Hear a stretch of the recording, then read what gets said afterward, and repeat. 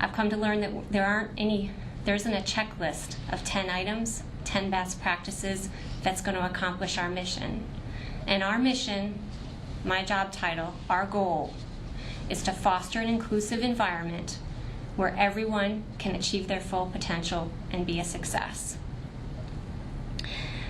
Moreover, I've learned that when I think I've found a solution, perhaps I've found a practice that helps us retain a ethnically diverse staff member or attorney, I can't take that idea or concept and apply it to the next person, maybe even in that same class, because every individual is different.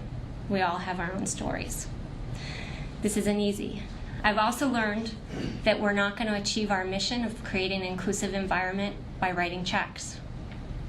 We have to do this one person, one idea, one story, one community at a time. And that's what our program is about. That's what we believe in, that's what our leadership believes in and has for some time. Some of our clients we've been able to introduce to new pipeline programs. So a general counsel who comes forward and says he's concerned because his in-house legal department isn't as diverse as he'd like, and in order to help that problem, he wants to be connected to pipeline programs. A couple weeks ago, I was able to say, well, let me tell you about a new pipeline program that started 2 months ago, and let me invite you to participate in a program that we're going to host with 30 young, interested legal minds next week. So also, as we've talked to our clients, many of them are coming and asking us to speak on best practices. So folks who've won national awards on diversity are asking us about what we're doing and what we're learning. I'm amazed because I feel like I'm learning every step of the way.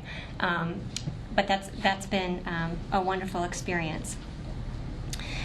Another example of what I'm talking about, an idea that came 3 years ago when I recently came into this role, is a shared 1L program that we created in Cincinnati. This past summer was our third summer doing it. The idea is that a first-year law student spends 6 weeks with us and 6 weeks with a client. It exposes us to new law students that we may not have been able to meet with before. Helps our clients who traditionally hired 1L students but maybe didn't hire them again until they were fourth-year attorneys out of school. This summer, the National Law Journal caught wind of this program, and we received national press. And a few weeks ago, I was talking with one of our 1L students who had just wrapped up his 6 weeks with us. And he was, and by the way, he just finished his first year at a law school institution that didn't think I was good enough. But anyway. I think they're sorry now. Yeah, they are sorry now, right? But he said he was talking to his buddy about the fall interview process that's coming up. And for those of you who aren't familiar, you have 10 minutes to talk with a variety of law firms. And he was sharing with his buddy what he was going to focus on in his 10 minutes. And he said, I'm going to focus on 2 things. Number 1, substantive work assignments, and number 2, a commitment to diversity. And he said, my buddy said to me, you're wasting your 10 minutes on diversity. All firms give it lip service. They all say the same thing. So we proceeded to have a conversation and a debate because I disagreed. You can find out when the commitment is genuine. And I've found the right questions to ask, and I've seen it in play. So it is going to be part of my 10-minute conversation. So the other thing that was really intriguing to me, and mind you, he was here 6 weeks with us, working with folks in all offices. He said, I expected to walk in the door and look for partners and leaders who looked just like me. What I found was when you're in an inclusive environment, I could be who I was, and that wasn't necessary.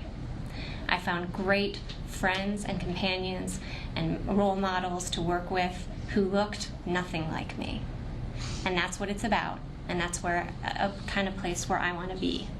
So again, listening, having ideas, affecting the kind of talent that we're seeing, fostering discussions.